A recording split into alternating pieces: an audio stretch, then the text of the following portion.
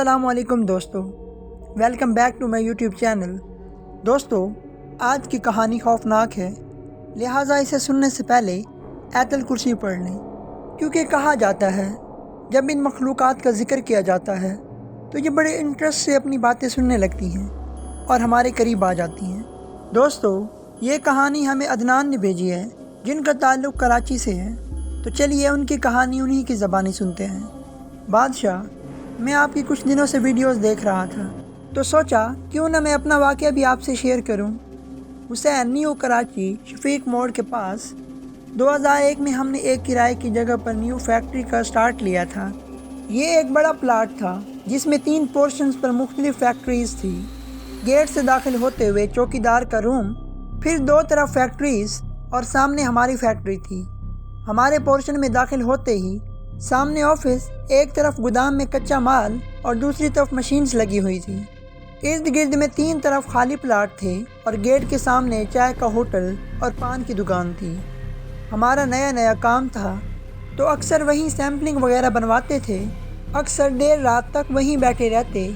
ایک رات قریب 10 سوا 10 پر لڑکے کو کھانا اور چائے لینے کے لیے بھیجا ہوا تھا کہ اچانک بارش ہو گئی۔ تھوڑی دیر بعد کھانا آ گیا تو سب ساتھ مل کر کھانے لگے۔ اسی دوران باتوں میں لڑکے نے کہا کہ ہماری فیکٹری کی چھت پر شاید چوکیدار کی بیوی یا بیٹی بارش میں لال جوڑا پہنے اکیلی نہا رہی ہے۔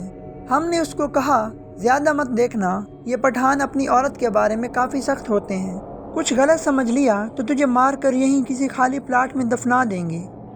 کھانا وغیرہ سے فارغ ہوئے تو بارش بھی رک گئی تھی۔ ہم سب گھر کے لیے نکلنے لگے۔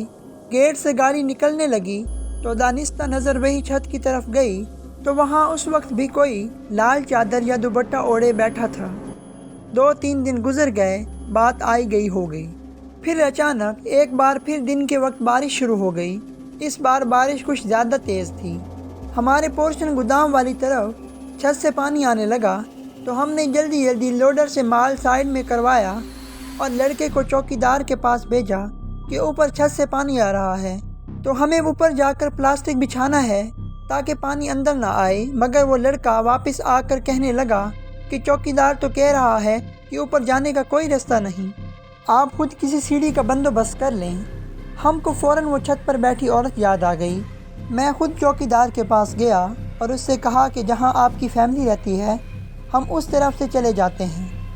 چوکیدار حیران پریشان کہنے لگا، ہماری تو فیملی گاؤں میں ہے، چھت پر تو کوئی نہیں رہتا، نہ ہی کوئی راستہ ہے، تو عورت کہاں سے آ گئی؟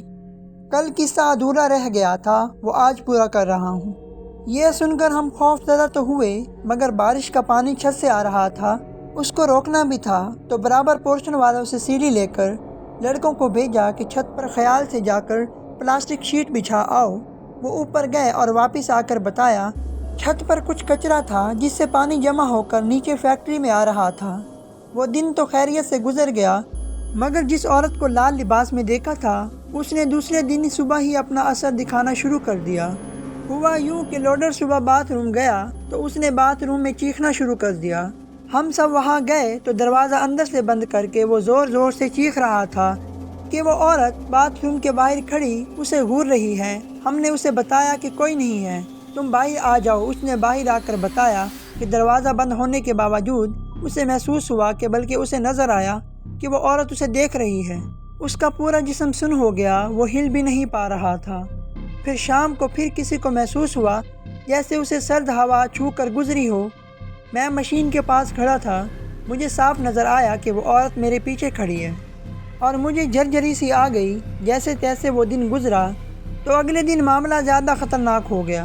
ایک اور لوڈر گودام میں گیا تو اس نے کسی کو اپنے اوپر چھلانگ لگاتے دیکھا تو وہ ڈر کر پیچھے ہوا تو لوڈنگ کی ٹرالی سے ٹکرا کر اپنا سر پھاڑ بیٹھا۔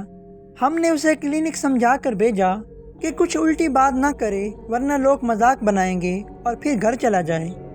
اب معاملہ زیادہ خراب تھا تو ہم نے بھی فیکٹری بند کی۔ جس پراپرٹی ڈیلر سے یہ جگہ لی تھی اس کے آفس پہنچ گئے، اسے سارا قصہ سنایا۔ اب یہاں کام کرنا مشکل ہے، مشینز وغیرہ کہیں اور شفٹنگ کرنا بھی آسان نہیں، خرچہ بھی کافی ہو جائے گا۔ اس نے توقع کے برعکس بات توجہ سے سنی اور کہا کہ مجھے اس بارے میں کچھ معلوم ہے، مگر کبھی کسی پر ایسا حملہ وغیرہ نہیں ہوا۔ ہم نے اس سے ہی صبا سینما کے قریب ایک اور جگہ کی بات کی۔ پھر اس نے اس لڑکی کے بھوت یا روح کی کہانی جو اس نے 4-5 سال قبل سنی تھی۔ اس نے بتایا کہ ہماری فیکٹری کے پلاٹ کے پیچھے خالی پلاٹ میں کچھ لوگ شام کے وقت ٹرکوں سے اسمگل شدہ مال اور شراب وغیرہ کاروں میں بھر کر منتقل کرتے تھے کہ ایک روز اس پلاٹ کے سامنے کچی آبادی سے ایک لڑکا جس کی 2 روز بعد شادی تھی، وہ اپنے دوست کے حجام کے پاس بال بنوانے نکلا تو ان گاڑیوں میں سے کسی ایک کار نے اسے ٹکر مار دی۔ لڑکا اور اس کا دوست ان سے الجھ پڑے تو خالی پلاٹ میں جہاں ٹرک کھڑے تھے ان لوگوں نے ان کو پکڑ کر خالی پلاٹ میں لے جا کر تشدد کیا، جس سے دونوں ہلاک ہو گئے۔ وہ ان کو وہیں چھوڑ کر بھاگ گئے۔ لڑکوں کے گھر والے 2 دنوں تک انہیں ڈھونڈتے رہے اور پھر ان کی لاشیں وہاں سے ملی۔ یہ خبر سن کر دلہن کا بھی ہارٹ فیل ہو گیا۔ کہتے ہیں یہ وہی لڑکی ہے جو ان تینوں پلانٹس کے اطراف اپنے دولہے کے قاتلوں کو ڈھونڈتی پھرتی ہے۔ ہم نے وہ جگہ چھوڑ دی اور پھر کبھی مڑ کر اس روڈ کی طرف بھی نہیں گئے۔ امید ہے آپ لوگوں کو آج کی ویڈیو اچھی لگی ہوگی۔ اس طرح کی مزید ویڈیوز دیکھنے کے لیے ہمارے چینل کو سبسکرائب کیجئے۔ تو دوستو ملتے ہیں اگلی ویڈیو میں، تب تک کے لیے اللہ حافظ۔